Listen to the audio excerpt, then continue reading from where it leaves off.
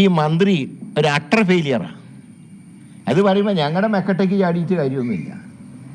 K മുരളീധരൻ്റെ history നോക്കാനല്ല വീണ ജോർജിനെ ആരോഗ്യമന്ത്രിയാക്കിയിട്ടില്ല, കേരളത്തിലെ ആരോഗ്യം നോക്കാൻ വേണ്ടിയിട്ട്. കോഴിക്കോട് ഒരു 65 വയസ്സുള്ള ഒരു പത്രം വിറ്റ് നടക്കുന്ന ഒരാളെ വാഹനം ഇടിച്ച് അദ്ദേഹത്തിന് ആദ്യം ജില്ലാ ആശുപത്രിയിൽ കൊണ്ട് അവിടെ നിന്ന് ഇങ്ങോട്ട് റെഫർ ചെയ്തു. ഇവിടെ വന്നപ്പോൾ ശസ്ത്രക്രിയ നടത്താനുള്ള എക്യുപ്മെൻറ്റ്സ് വരെ 65 വയസ്സുള്ള പത്ര വിൽപ്പനക്കാരനോട് ആവശ്യപ്പെട്ടു എന്ന് പറഞ്ഞാൽ എവിടെ എത്തി ഈ ആരോഗ്യ വകുപ്പ് കേരളത്തിൽ?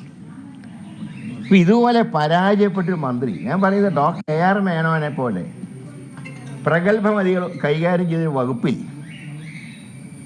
ഈ മന്ത്രി ഒരു അട്ടർ ഫെയിലിയറാണ്. അത് പറയുമ്പോൾ ഞങ്ങളുടെ മെക്കട്ടയ്ക്ക് ചാടിയിട്ട് കാര്യമൊന്നുമില്ല. കെ മുരളീധരൻ്റെ ഹിസ്റ്ററി നോക്കാനല്ല വീണ ജോർജിനെ ആരോഗ്യമന്ത്രിയാക്കിയിട്ടില്ല, കേരളത്തിലെ ആരോഗ്യം നോക്കാൻ വേണ്ടിയിട്ടാണ്. അതിന് പകരം വിമർശിക്കുന്നവരെ പേഴ്സണൽ ഹരാസ്മെൻറ്റ് അത് അവരുടെ സംസ്കാരമായിരിക്കും. ഞാൻ ആ സംസ്കാരത്തിലേക്ക് വിടുന്നില്ല, കാരണം ഇവിടെ തർക്കം ഞങ്ങൾ തമ്മിലല്ലല്ലോ. ആരോഗ്യ വകുപ്പിൻ്റെ അനാരോഗ്യത്തിനെ കുറിച്ചാണ് ഞങ്ങൾ പറയുന്നത്. അത് പരിഹരിക്കാനുള്ള ഒരു നടപടിയും സംസ്ഥാന സർക്കാർ സ്വീകരിക്കുന്നില്ല. മുഖ്യമന്ത്രിൻ്റെ ഗൗരവം മനസ്സിലാക്കണം. ഇപ്പോൾ ഡോക്ടർ ആരീസിനെ സസ്പെൻഡ് ചെയ്ത് കഴിഞ്ഞാൽ ഡോക്ടർമാർ മുഴുവൻ ഈ സർക്കാരിനെതിരെ രംഗത്ത് വരും. അതുകൊണ്ടാണ്, അല്ലാതെ ഡോക്ടർ ആരീസിനോട് ഇഷ്ടമുണ്ടായിട്ടൊന്നുമില്ല. ഈ നടപടി ശരിയല്ല. ഒരു തെറ്റ് ചൂണ്ടിക്കാണിക്കും, അത് തിരുത്തേണ്ടതിന് പകരം ഞങ്ങൾ ചെയ്യുന്നതാണ് ശരി എന്നുള്ള ഒരു ധാർഷ്ട്യമാണ് ഇവിടെ മുഖ്യമന്ത്രിക്കും മന്ത്രിക്കൊക്കെ ഉള്ളത്. പിന്നെ മന്ത്രിയെ പറഞ്ഞിട്ട് കാര്യം, അവർക്ക് അത്ര എക്സ്പീരിയൻസ് ഉള്ളൂ എന്ന് വിചാരിക്കും. പക്ഷേ ഇങ്ങനെ ഒരു ഫെയിലിയർ ആയിട്ടുള്ള ഒരു മന്ത്രി ഉണ്ടായിട്ടില്ല കേരളത്തിൻ്റെ ചരിത്രത്തിൽ. അതായത് മെഡിക്കൽ കോളേജുകൾ മുതൽ പ്രാഥമിക ആരോഗ്യ കേന്ദ്രങ്ങൾ വരെ ഇതാണ് അവസ്ഥ.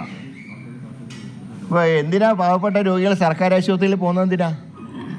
അവർക്ക് അവിടെ പോകാൻ കഴിയൂ.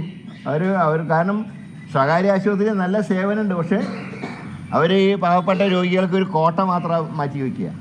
ഒരു കോട്ട അവർക്കുണ്ട്, പക്ഷേ അതിനപ്പുറം അവർ ചെയ്യില്ല. കാരണം അവർക്ക് ഡോക്ടർമാർക്ക് അവർ പറയുന്നത് ഈ ഡോക്ടർമാർക്ക് ഞങ്ങൾ ശമ്പളം കൊടുക്കേണ്ടതെന്നാണ് അവർ പറയുന്നതിന് ശരിയുണ്ട്. അവർ സമ്പന്നരായിട്ടുള്ള ആൾക്കാർ സ്വകാര്യ ആശുപത്രിയിൽ പോവും, നമുക്കതിന് കുറ്റം പറഞ്ഞുകൂടാ. പക്ഷേ സാധാരണക്കാരായിട്ടുള്ളൊരു രോഗി സർക്കാർ ആശുപത്രിയിൽ ചെല്ലുമ്പോൾ അവർക്ക് ഇതാണ് അനുഭവമെങ്കിൽ പിന്നെ മഞ്ഞക്കാടിന് പോലും വിലയില്ലാത്ത അവസ്ഥയാണ്. ഇവിടെ മെഡിക്കൽ കോളേജുകളുടെ അപര്യാപ്തത മനസ്സിലാക്കിക്കൊണ്ട് ഒരുപാട് കാര്യങ്ങൾ മെഡിക്കൽ കോളേജിന് വേണ്ടി മുൻകാല സർക്കാരുകൾ ചെയ്തിട്ടുണ്ട്, ഇൻക്ലൂഡിങ് LDF. ഇപ്പോഴങ്ങനെയല്ല സ്ഥിതി. ഇപ്പോഴത്തെ സ്ഥിതിനെ പറ്റി പറയുമ്പോൾ ഫ്ലാഷ് ബാക്ക് കാണിക്കുകയാണോ? ഫ്ലാഷ് ബാക്ക് കാണാനാണോ ചെന്നിരിക്കുന്നത്? നിലവിലുള്ള സാഹചര്യം എന്താ?